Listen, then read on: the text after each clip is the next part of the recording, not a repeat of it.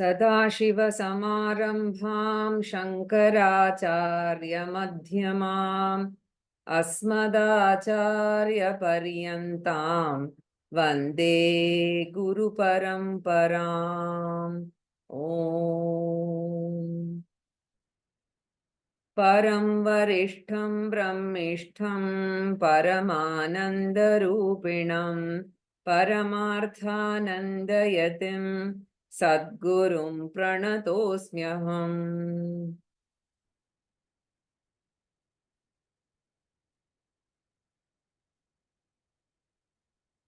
So, all the 7 questions of the student have been answered with the 60th verse. And from the 61st verse, we saw that the teacher is extending the answer to the 7th question, Tayoho Vivekaha Khatam. Tayoho meaning Atma Anatma Vivekaha. So this extension is done in 3 stages, as I explained. And it is the most important topic of Vivekachudamani. This part is called the Mahavakya Vichara. So of the 3 stages, the first stage, inquiry into the meaning of the word I, right? Tvam-pada Vichara, we studied in verses 61 to 65. So the conventional meaning of the word I, it includes the body, mind, sense complex. And now in this revised I, like with the knowledge of Vedanta, we exclude the body, mind, sense complex intellectually as anatma. Thus, the word I means atma only, and atma is of the nature of consciousness and of the nature of happiness. And we have to remember the 5 features of consciousness, right? Consciousness is not a part, product, or property of the body. Those 5 features you must always remember. So this is called Tvampada Vichara, Tvampada Chodanam, Tvampada Lakshyartaha. Tvam meaning you. So as the teacher addresses the student in a Vedanta class, he would say Tvam, right? So you. And when the student receives this teaching, he should convert the you into I, right? The student has to tell the teacher I, right? I am. So he says Aham, right? So Aham Brahmasmi, right? So Aham. Therefore, it is called Aham Pada Lakshyartaha, right? So then we came to the Tat Padartaha or Brahma Padartaha. So the teacher is introducing the topic of Brahman for the first time, right? So in verse 67, we saw the introduction, right? So Satyam Jnanam Anantam Brahma Vishuddham Param Swatasviddham Nityanandaika Rasam Pratyag Abhinnam Nirantaram Jayati. So, and this Brahman is discussed only in the Upanishad. Therefore, whatever we have to know about Brahman, we have to rely upon Upanishad only. So, from different Upanishads, Acharya extracts messages about Brahman. This is very beautiful if you are studying Vivekachudamani after studying the Upanishads, because you can really relate and enjoy, right? So, more specifically, from Taittiriya Upanishad and Chandogya Upanishad, 6th chapter, Sat Vidya is bringing, right, references here. And based on that, Acharya is giving the nature of Brahman. Both the Swarupa Lakshanam and Tatastha Lakshanam. And in the last class, somebody did ask me the difference between the two. I think for this class, it's enough if you just understand that Swarupa Lakshanam means Brahman's nature as it is. And Tatastha Lakshanam is Brahman's nature as understood from the standpoint of the world, right? So that is called Tatastha Lakshanam.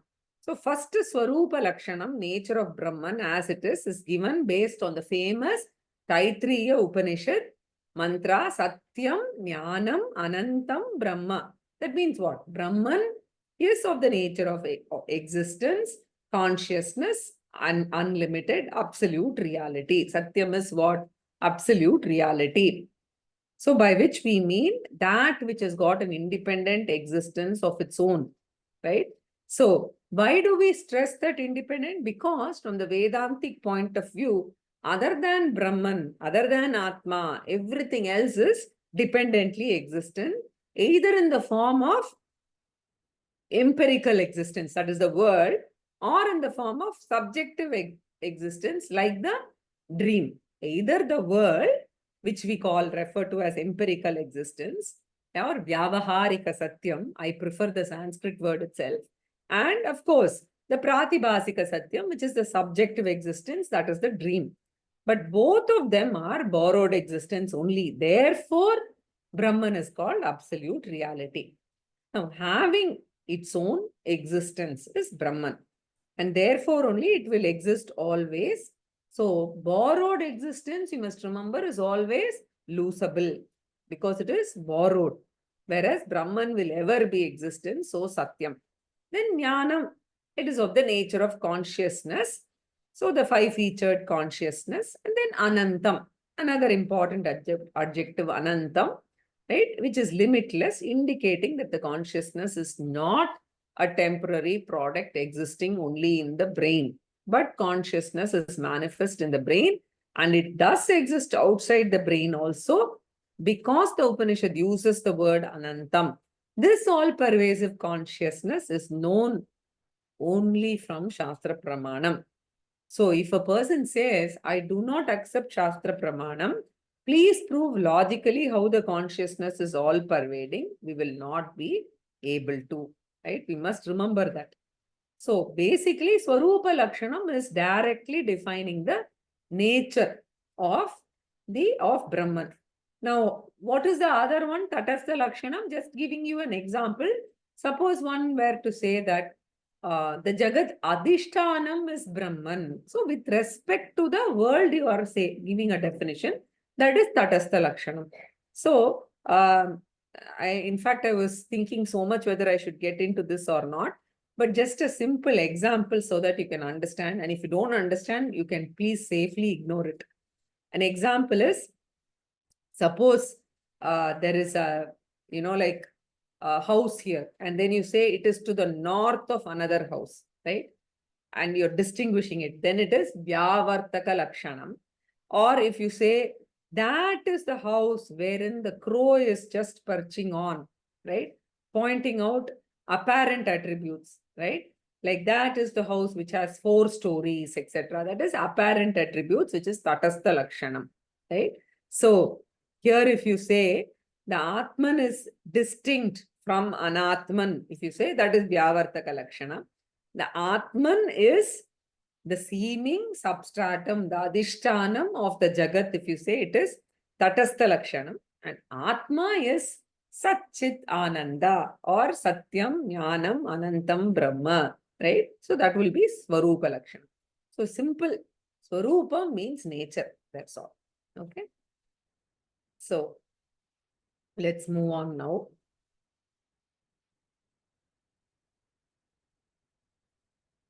Bhagini, you can chant after me. Sadbrahma karyam sakalam sadaiva. Sadbrahma karyam sakalam sadaiva. Sanmatrame tanna tatonyadasti. Sanmatrame tanna tatonyadasti. Astiti yo vaktina tasya moha. Asti tiyo bhaktina tasya mohaha. Vinirgato nidritavat prajalpaha. Vinirgato nitritavat prajalpaha. So what is the relationship? We were seeing this verse actually in the last class. So let's quickly go over the portion that we completed. What is the relationship between Brahman and the world? Upanishad says Brahman is the cause, Karanam. Cause of what? Sat Brahma Karyam Sakalam. Sakalam meaning the entire Jagrat Prapancha, the universe that we experience in the waking state, which includes all the galaxies, including the Panchabhutas, right? So the entire Jagrat Prapancha, Sakalam is born out of Brahman only. Therefore, the world is Karyam. So Brahman is Karanam. And how did Brahman become the cause of the creation? Right? So for that, how did Brahman create the world? Right? We have to now remember what we've seen before. So we discussed the Karana Shariram early on in Vivekachudamani from verses 31 to 33. And in that, the Karana Shariram, we use 4 words, Avyaktam, Avidya, Maya, and Paramesha Shakti, right? And the word Paramesha, we said, refers to the consciousness principle. So in Vedanta, in the context of creation, consciousness or Brahman is called God. Once the topic of creation comes, Brahman is renamed Paramesha, Paramesha Shakti, the supreme God. And when we say supreme God, we should not imagine the Ishtadevatas, Rama, Krishna, Devi, etc. Right? So they are all initial stages of God definition. From in Gita, we saw from Ekarupa Ishvara to Anekarupa Ishvara to Vishwarupa Ishvara to Arupa Ishvara. So in Vedantic context, God means Brahman, the consciousness principle. And we said Brahman has got Maya and it has got two types of power, Vikshepa Shakti and Avarana Shakti. So Vikshepa Shakti is the power of creating, throwing out, projection, right? So in the dream also, in our sleep, when we project a dream, right, that is Vikshepa Shakti only, in the form of names, forms, functions, etc. So in Maya also, you have names, forms, functions, and they are in dormant condition. And Brahman is there supporting that Nama Rupa Karma. Then Brahman and Maya Shakti together, right? Otherwise, when they have this creative power called Vikshepa Shakti, it is there in potential form even before the universe is manifested, right? Then, according to the inbuilt law of karma, of the, I would say, the composite law of karma across all jivas, then at the time of creation, the creation is governed by this, and then just by the mere presence, right? In the presence of Brahman, Maya gets elaborated or thrown out, right? So names, forms, functions, etc. comes. So from the creative power of Brahman, the whole universe gets projected. Now it is a projection, just like our dream. And is dream real or unreal? Very important.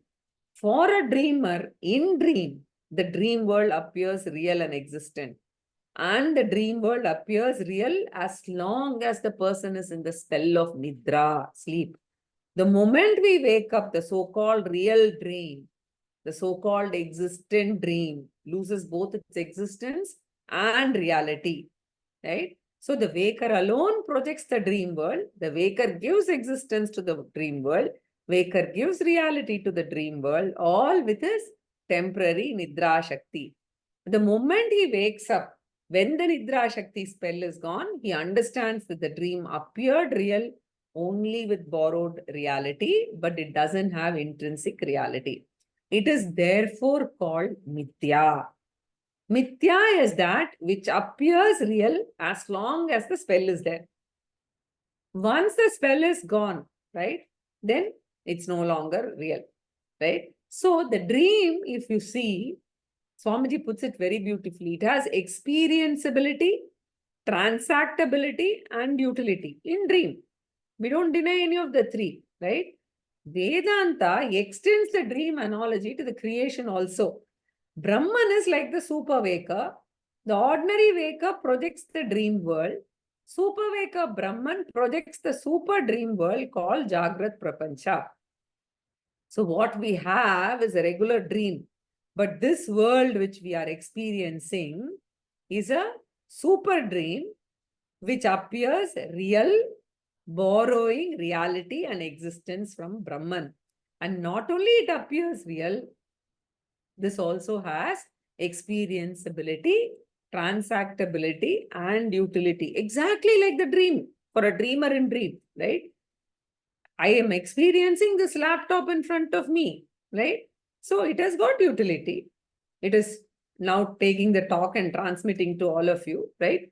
So because of this, ETU, experiencing, transacting, and it has utility, we conclude that Jagrat Prapancha is real. Vedanta says these are all real without its own reality. They are all real only with borrowed reality. Exactly like the moon is bright, but the brightness being borrowed from somewhere else. So too the world is real because Brahman has donated reality and existence to the world. Brahman is the super waker with Maya Shakti. Therefore, the Acharya says here, Sat Brahma Karyam Sakalam, meaning the entire universe consisting of infinite Nama Rupa, right, and function. Just like, proton, electron, neutron, you can keep on going further down and down until you can dismantle, right? But this is all Sat. And Shankaracharya uses the word Sat to indicate that Brahman has got its own existence, Sadrupam Brahma. And also, very importantly, why does he use this particular word? He wants to connect the message with a few Upanishads, right? So we must remember that Vivekachudamani is a Prakarana Grantha, right? So Prakarana Grantha means what? These are texts which are written by various acharyas by extracting the teachings from the Upanishad. So Upanishad is the primary source. So even Bhagavad Gita is a kind of Prakarana Grantha only if you see, but we call it Smriti, right? So every message in any of these, whether it's Gita or it's any other Prakarana Grantha, it is extracted from the Upanishad only. So we have to initially start with the Prakarana Grantha, right? Like Tattva Bodha, Vivekachudamani, etc. And thereafter study a few Upanishads and then come back to this. So those of you who have done Upanishads will now be able to relate much, much better because the Upanishad, the teachings are, strewn all over. Whereas in a Prakarana Grantha, it is neatly organized, right? So, Prakarana to Upanishads to again Prakarana. So, basically, secondary Pramanam to primary Pramanam to secondary Pramanam. That will be our journey. If you keep doing that, then, the structure gets neatly assimilated, right? So, that is why if you see Vedantic study is not a short-term program, it's a very long-term program. And for a serious seeker, very important. It's not just quoting some one or two shlokas from somewhere else, right? So therefore, Shankaracharya wants to remind us of Chandogya, 6th chapter. Okay? There Brahman is defined as Sadeva Saumye Idamagra Asit Ekameva Advitiyam, right? So the only one, unique one, without a second, without varieties of names, forms and functions. Ekameva Advitiyam. Right? So that is the Chandogya Upanishad mantra with which the connection we should see here in Vivekachudamani. So then the next sentence is Etat sada eva satmatram tataha anyat na asti. Sada eva, in all the 3 periods of time. Sat matram etat, the entire universe is nothing but Karanam Brahman alone, which is the real content. The world is nothing but superficial name, form and function, right? Only.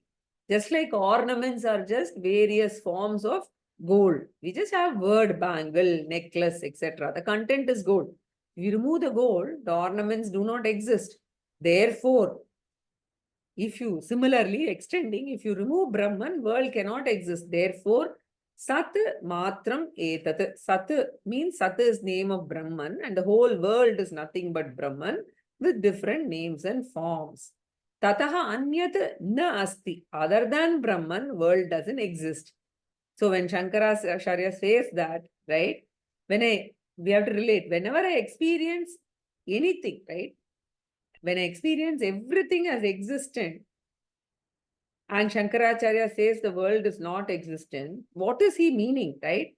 So the world is existent with borrowed existence. We must understand that. Existence is on the world, but not of the world.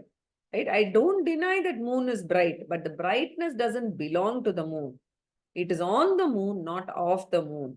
This jnani is one who understands that the easiness in everything, the easiness is Brahman.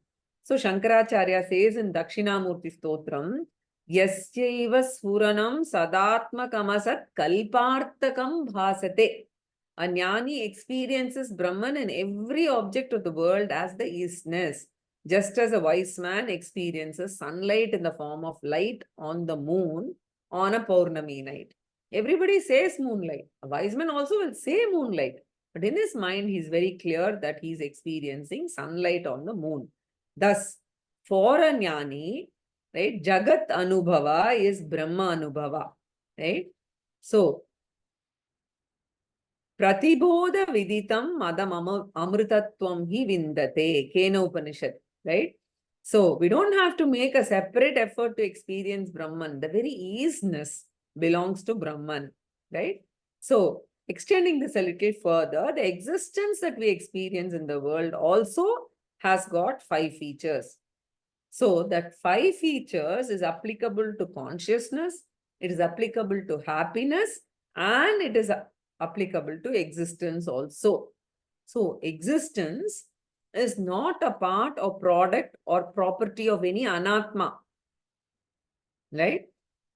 Existence is an independent spiritual principle which pervades all, right? And it makes me tell, oh, the laptop is sitting in front of me, right? So in Bhagavad Gita, in the 2nd chapter, right, we saw this. Nasato vidyate bhavaha, nabhavo vidyate sataha, ubayorapi drishtontaha, tvanayos tattvadarshibhihi, right? So there is no existence for the unreal and there is no non-existence for the real. The truth of both is indeed seen by the jnanis, right? So Acharya is bringing out this very beautiful message here. The 3rd feature, existence is not limited by the boundaries of any particular nama rupa. Beyond this laptop also, I have a mouse here, I have a bottle here, all of this is existence. Existence is all pervading. Existence will continue even after every nama rupa is resolved. Exactly like in deep sleep state. Rahu grasta divakarendu sadrusho Maya samachadanat sanmatra karanopa samharanato yobhut sushupta puman. Dakshinamurti Stotram again. So during sleep, you are pure existence only.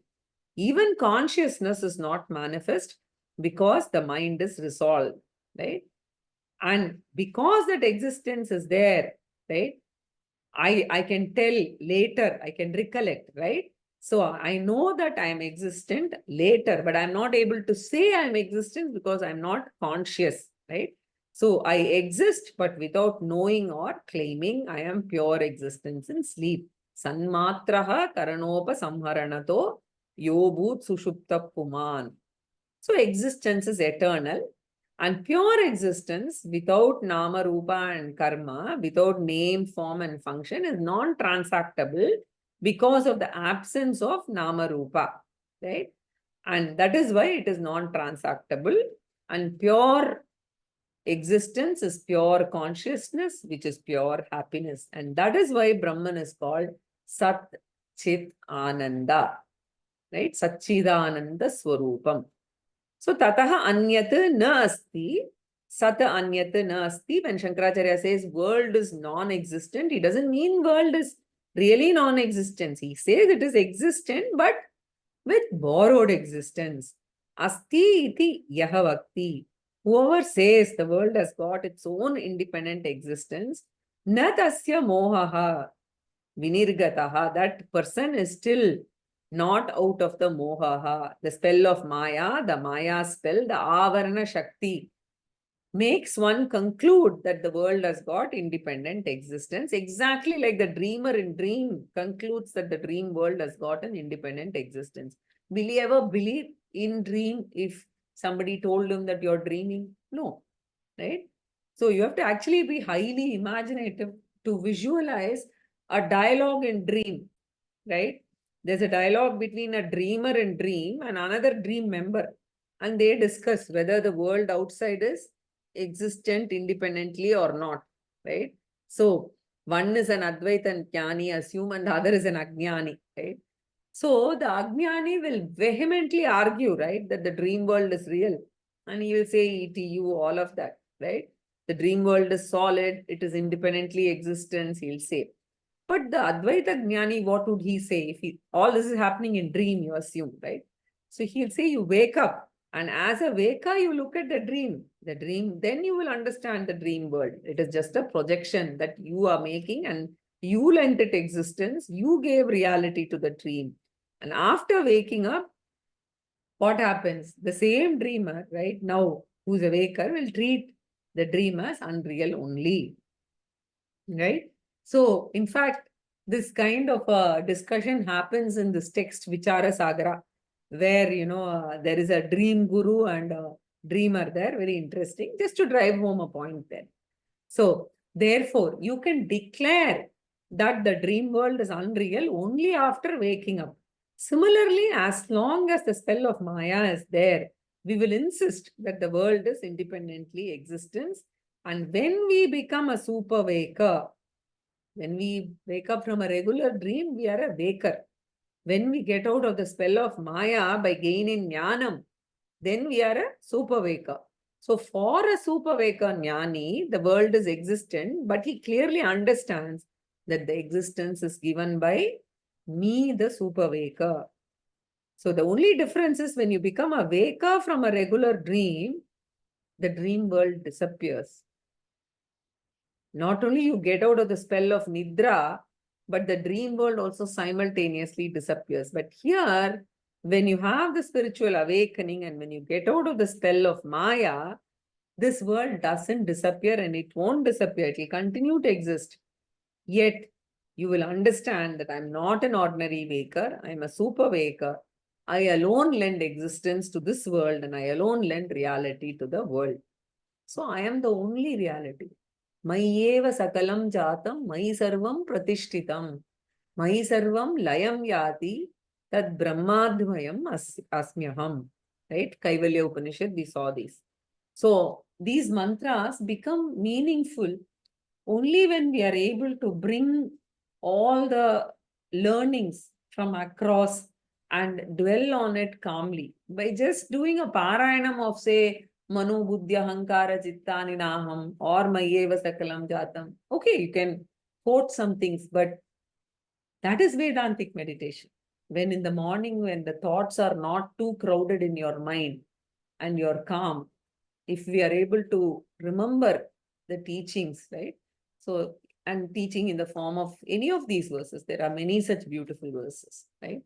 Then we are able to remember during the rest of the day also, right? So, I am a super waker. So, moha na vinirgataha. Vinirgataha means liberated. He is not out of the spell of Maya if he says world is existent by itself, right? So, nidritavat prajalpaha means what? What is the value of his statement? It is like the prattling of a dreamer in dream, right? So, under the spell of Nidra Shakti, if somebody is delirious or, prattling, so that's what is meant here by prajalpaha, right? So, interestingly, what we should extend here is anybody who is talking about duality. So, whether you're a Vishishtadvaitin or a Dvaitin or any of the other darshanas, right? We treat them as only somebody who is prattling in dream. Therefore, they are all nidritavat prajalpaha bhavati. Mohaha na vinirgataha asti. Right? So, we just treat them as some kind of a murmuring or a chattering, prajalpaha, right? So, Sadbrahma karyam sakalam sadaiva sanmatra metanna tatonyadasti astiti yo bhaktina tasya mohaha vinirgato nidritavat prajalpaha. Continuing. Brahmaivedam vishwamityeva vani ब्रह्मैवेदं विश्वमित्येव Vani Shrauti brute tarvanishta varishta श्रौति ब्रूते थर्वनिष्ठा वरिष्ठा Tasmadetad brahma matram hi vishwam तस्मादेतद् ब्रह्ममात्रं हि विश्वम् nadishtanad भिन्नतारोपितस्य. नाधिष्ठानाद्भिन्नतारोऽपि तस्य. So, through these verses, Shankaracharya is indicating that none of this is his own idea. He's taking actual quotations from the Upanishad and showing. So first he showed us Satyam, Jnanam, Anantam, Brahma, that is Taittiriya Upanishad, Yajurveda. Then Sat Brahma mentioned in verse 68, which is from Chandogya, Shashtadhyaya, Samaveda. Now he is referring to an Atharvana Veda mantra, indicating that this message is not an incidental message given in one part of the Upanishad, but all the Vedas, all the Upanishads belonging to across the Vedas are uniformly declaring the unreality of the world. So here Acharya is referring to the Mundaka Upanishad belonging to the Atharvana Veda. In that, the second chapter, second section, many of you may remember, talks about Brahman projecting or creating the universe. And after talking about the creation, the Srishti, presenting the world as creation or projection of Brahman through its Maya Shakti, Upanishad concludes by saying what we are experiencing as this world is not really the world at all. It is nothing but Brahman only appearing as the world with different Nama Rupa, exactly like gold appearing as ornaments, different ornaments. One Brahman alone is everywhere appearing as space, air, water, earth, etc. So what the ignorant sees as the world, the wise sees as Brahman. Right? So a profound mantra in Mundaka Upanishad 221. I think it's got jumbled. Okay. 2 to 11 or 12. Okay, the second chapter, second section, 11th or 12th mantra. Brahmai Vedam Amrutam Purastad Brahma Paschat Brahma Dakshinatas Chottarena Adaschordvam cha prasutam Brahmai Vedam Vishwamidam Varishtam. Right? So that's the full mantra. And from there, Acharya takes the fourth line partly. Brahmai Vedam Vishwamidam Varishtam. Idam Vishwam, this universe, which the person under the spell of Maya calls the universe, the wise person understands, right? Idam Vishwam Brahma eva. This universe is Brahman only. So that mantra or the message of that mantra alone, Lord Krishna borrows in the Bhagavad Gita. Very famous one. Brahmarpanam Brahmahavihi Brahmagnau Brahmanahutam Brahmaiva Tena Gantavyam Brahma Karma Samadhina. Chapter 4, 24th verse. Now, because the meaning is the ladle is Brahman, the offering is Brahman, it is offered into the fire of Brahman by Brahman. What happens is people recite this before eating and they think it's an eating mantra. It's a very, very profound mantra which says, the plate is Brahman, the food is Brahman, the eater is Brahman, the digestive juice is Brahman, everything around is Brahman. We are supposed to remember that, right? So in religious language, we say everything is God, right? Whatever is to be eaten, the eater, etc., right? So we have a lot of bhajans also which declare this in several languages we have. So here, therefore, Shankaracharya says, Brahmaiva idam vishwam, right? So basically this should be within inverted commas, referring to the Mundaka Upanishad mantra. So idam vishwam Brahmaiva, this entire universe is Brahman, but appearing with Vesham, right? So there is this Hindi bhajan that Swamiji always quotes, right? Har desh mein tu, har vesh mein tu, tera naam anek tu ek hai, right? Oh Lord, you are there in every vesham, every costume, in every place, har desh mein tu, everywhere you are, har vesh mein tu, in different veshams, tera naam anek, right? Your names are many, tu ek hi hai, but you are the one and only non-dual absolute reality, right? So actually, if you see in our culture, even folk songs had this tatparyam in it, right? So here, idam vishwam brahma eva, the creation is Brahman only, and ityeva vani shrauti. Shrauti vani means Vedic statement. And what type of Vedic statement? Atharva nishtha varishtha. Atharva nishtha means available in the Atharvana Veda. That means available in Mundaka Upanishad, belonging to the Atharvana Veda. Atharva nishtha, present in Atharvana Veda, Mundaka Upanishad. Varishta, which is the culminating statement. So after talking about creation, the concluding statement, therefore Varishta means Tatparya Bhuta Vakyam, or the central message, Varishta, Brute means it mentions, it declares. And from the declaration, what is the important message? Tasmat etat vishwam brahma matram hi. Therefore, the universe is another name for the Brahman. Just because it has another name, another word is there, don't think that there is another entity. Like, for instance, there is one word gold, but there is bangle, there is earring, there is ornament, right? But they are all the same substance, gold only. So, tasmat etat vishwam brahma matram hi. Therefore, this universe is Brahman only, and aropitasya adhishtanatna bhinnata. Right? Here, Acharya introduces two words. One is adhishtanam. Whatever is real is the adhishtanam. One word for real is satyam, and another word is adhishtanam. So, this is very important to note. In several ashramas, they use the word adhishtanam to depict the place where the sannyasi is worshipped after he passes away. Like they say, this is the adhishtanam of Dayananda Swamiji, Chinmayananda Swamiji, etc. But here it is not resting place, right? In Vedanta, it is not the resting place of Brahman. It is that which supports.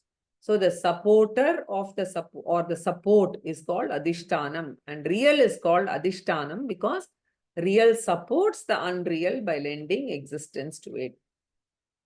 So like gold lends existence to ornaments, right? So the unreal is supported by the real. Therefore, unreal, you must remember, borrows existence. And that is called aropitam or adhyastam. Aropitam means that which is projected falsely, that which is unreally appearing, right? And satyam is adhishtanam. So mithya is aropitam. So Shankaracharya says mithya cannot exist separate from satyam, or aropitam, right?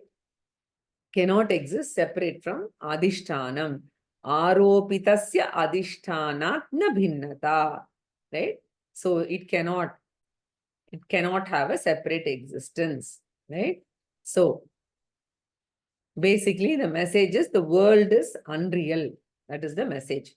Brahmai Vedam Vishwamityeva Vani Shrauti Bruterta Tarvanishtha Varishta Tasmad Etat Brahma Matram Hi Vishwam Nadishtanat Bhinnataropitasya.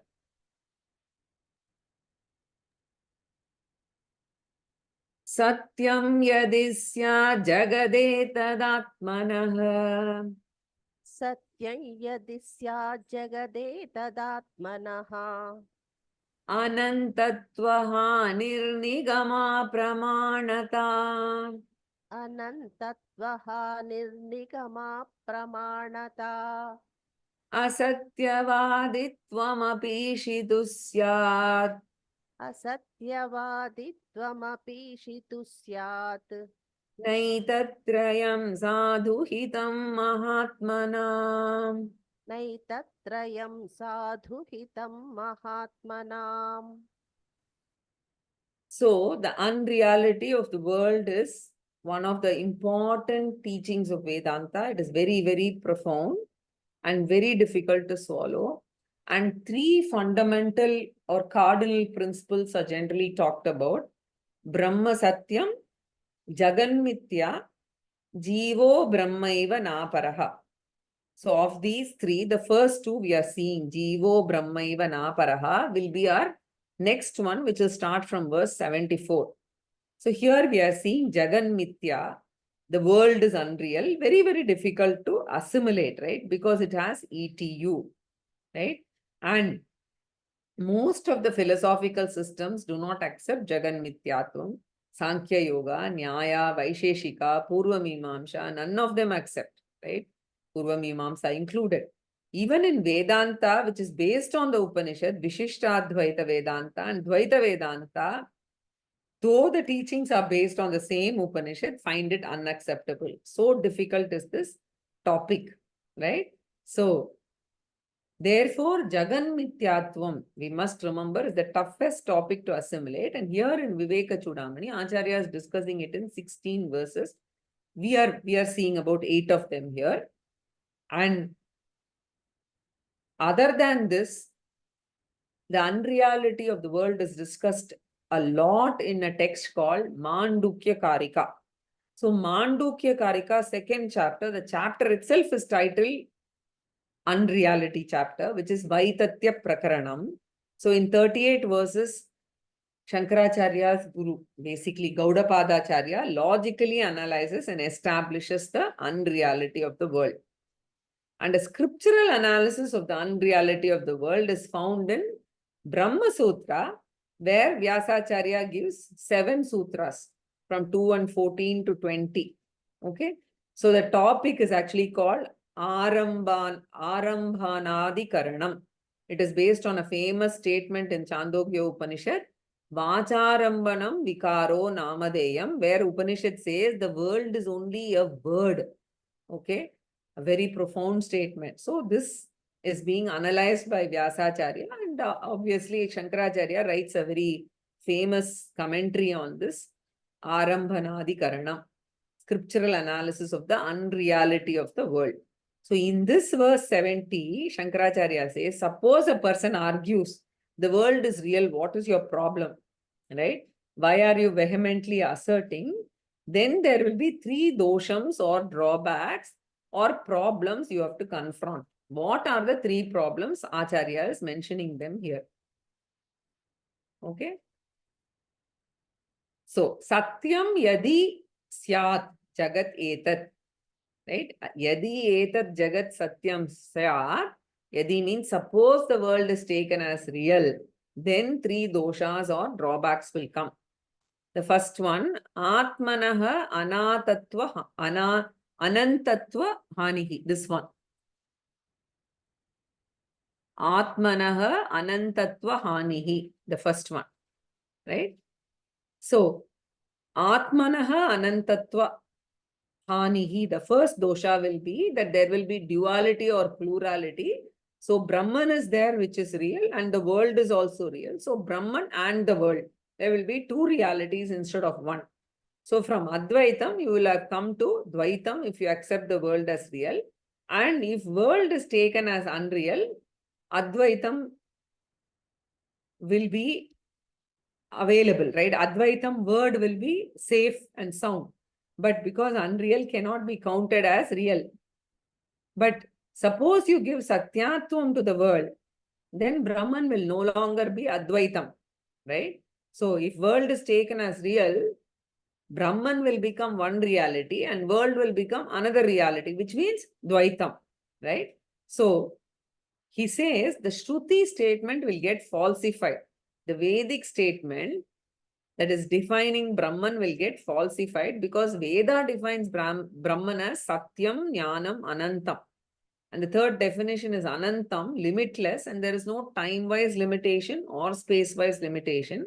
No object-wise limitation. This is the Upanishadic statement. That statement will get falsified because Brahman cannot be limitless if there is a real world other than Brahman. Because the Brahman will get limited by the world, right? And space-wise limitation will be there. And wherever Brahman is, there is no world. Where world is, there is no Brahman. So there will be, here is Brahman, there is the world. So you will have limitation. And once space-wise limitation comes, time-wise limitation will also come, right? So then both will become subject to arrival and departure, etc. So Brahman will have Brahmanhood, world will have worldhood or worldness, and Brahman won't have worldness. So there will be a difference between the two. So the Vedic statement will get compromised, right? And Brahman will have a date of arrival, etc. Therefore, Acharya says, Atmanaha anantatva hanihi, right? So this is the drawback number 1. The limitlessness will be impacted, will be lost or gone. The second drawback is what? It's an extension of the first one. Nigama apramanata, invalidity of the Vedic statement. So Vedic statement will get falsified. So the word Anantam will be falsified was the first one. This one, the Nigama, the Vedic statement will be falsified. And it is a reliable source of knowledge, we said, a valid source of knowledge. So Vedic invalidity will become the second drawback, right? And again, all the schools of philosophy, Sankhya, Yoga, Nyaya, Vaisheshika, Purva Mimamsa, Vishishta Advaitam, Dvaitam, all of them accept Veda as Pramanam, a valid source of knowledge. So you will be in trouble because a valid Veda Pramanam on which you're basing your entire philosophy, that very Veda Pramanam will get negated or get invalidated. So Nigamaha means Vedaha, Apramanata, meaning it will become invalid. So the first dosha is Brahman or God will become mortal, and the second one is Veda will become invalid, right? Then the third dosha is Ishituhu Asatyavaditvam api. So it's an extension of the second dosha.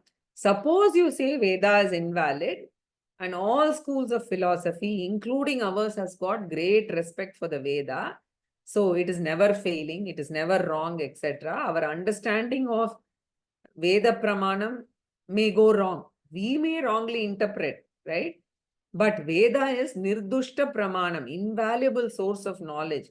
So it is so accepted by all of them because they all including us and the other darshanams, right? Because it is given by the God himself, because it is said so in the Veda, right? Yo Brahmanam vidadhati purvam yo vai vedamsha prahinoti tasmai tamhade taham devam atma buddhi prakasham mumukshurvai sharanamaham prapadye. Right? So, I, who is desirous of liberation, resort to the God for refuge, right? Whose light turns the intellect towards the Atman, and who at the commencement of creation created Brahma and gave the Vedas to him. Shvetashvatara Upanishad says this. So, along with the creation, Bhagavan has given the Veda to help guide the humanity, right? Exactly like a company which produces a product and gives a manual, right? And we are supposed to operate it using the manual. So human beings have to lead their life using the Veda as the manual, right? So if it is not, if in alignment with the Veda, then it means Bhagavan is misguiding humanity, uttering falsehood, right?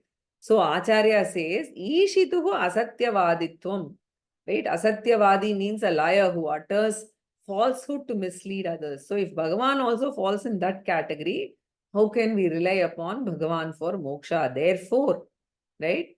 So all philosophers, whoever philosopher accepts Bhagavan as the author of Veda, that Bhagavan will become a liar. This is the third dosha.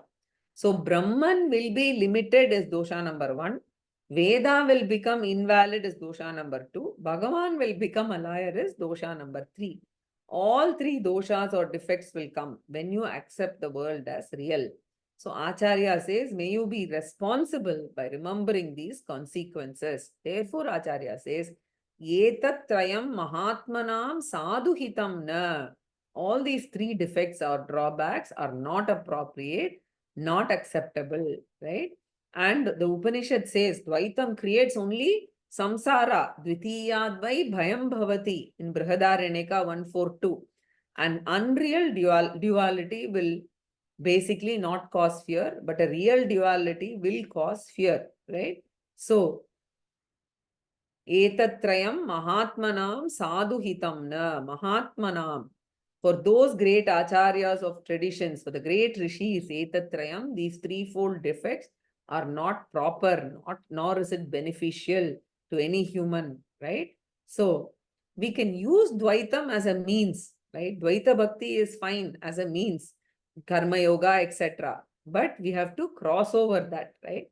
So the end should be Advaita Jnanam only, Shantam Shivam Advaitam, as declared in the Mandukya Mantra 7.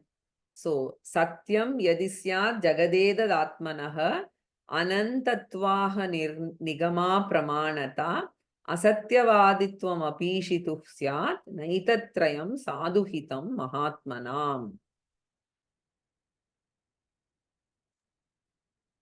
Ishvaro vastu tadvajnyaha Ishvaro vastu tatvajnyaha na chaham teshvavastitaha na chahanteshvavasthitaha na cha matsthani bhutani na cha matsthani bhutani Ityevameva vyachiklipat.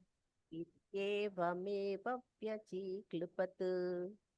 So here Acharya says, Bhagavan gave out the Vedas to the humanity so that we will make use of the Vedic teaching to not only prosper and attain moksha in human life, right? This was Bhagavan's intention out of compassion. But what happened? After some time, Veda was forgotten because of materialism, or the materialistic society basically forgot the Veda. So in the name of bhakti also, everybody promotes only Dvaitam, whether it is Shaiva Siddhanta, Vaishnavism, Shaktiism, any of the great theological systems, right? So they never conclude Advaita Jnana. And there is therefore a tendency of humanity to forget Advaitam and remain in Dvaitam, right?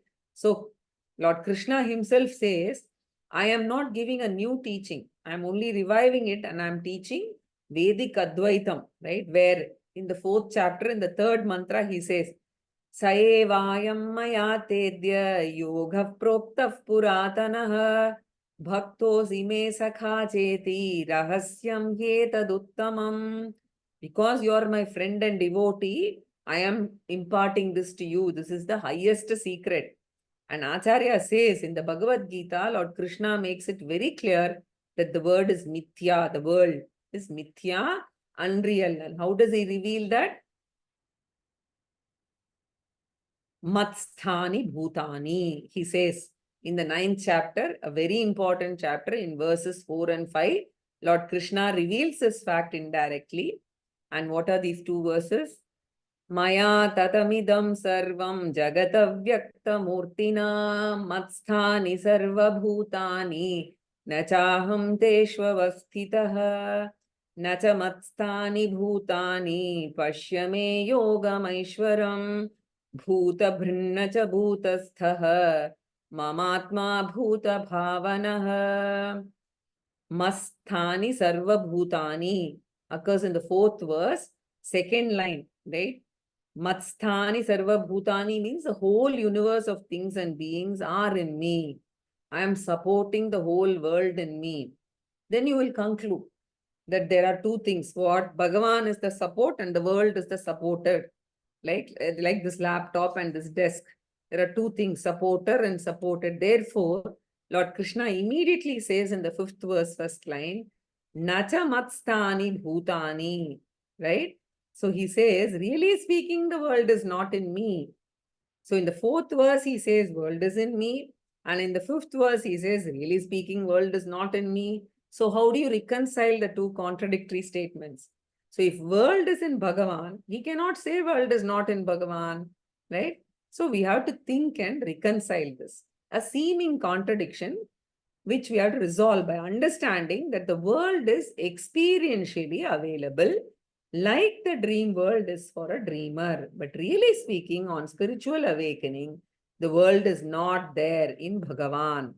Means world is seemingly there, really not there. World is seemingly there, experientially available. It has got ETU also, right? Exactly like what? In Dakshinamurti Stotram, yes, sakshat kurute prabodha samaye smatmanam evadvayam. Therefore, the world is an appearance of Brahman with different names, forms, functions, right? World is just mithya. And Shankaracharya says, this mithyatvam or seeming existence of the world is revealed by Bhagavan in the Bhagavad Gita. First, Bhagavan revealed it in the Vedas by the word Anantam in Taittiriya Upanishad and Advaitam in Mandukya Upanishad. Bhagavan revealed it in Veda, and then Bhagavan as Lord Krishna revealed the same truth in Bhagavad Gita. That is said here. Ishvaraha vastu tadvajnaha. Bhagavan who knows what is the truth of everything, right? The truth of the world. So, vyachiklipat, right? So means presented. The truth is presented, has provided this knowledge, right? So, aham teshu na avastitaha cha bhutani na mastani iti evameva. So in this manner, as presented in Bhagavad Gita 9th chapter, the world is in me, seemingly. The world is not in me, really. So you have to add these two adverbs, basically, seemingly and really, right? The world is not in me, really. And you say that the world is in me, seemingly. So the world is mithya. This is the message, right? So, nachaham teshu avastitaha. You have to take the other part also immediately. Say, matstani sarva bhutani, which is not mentioned here, right? So, you just take it as masthani sarva bhutani nachaham teshu avastitaha. And then nachamastani in the fifth verse beginning, both taken together. Iti evam eva vyachiklipata. In this manner, the unreality of the world, Lord Krishna indirectly presented evameva in this manner. Vyachiklipata, he provided the knowledge of the world to us. Thus, both Shruti and Smriti reveal the unreality of the world. So now in the next verse, Acharya is going to give the logical pramana, right? So we'll see that in the next class. So we'll close with this verse 71. Ishvaro vastu tattvajnaha न चाहं तेष्वस्थितः न च मत्स्थानि भूतानि इत्येवमेव व्यचीक्लिपत्. Right? So we'll see verse 72 in the next class.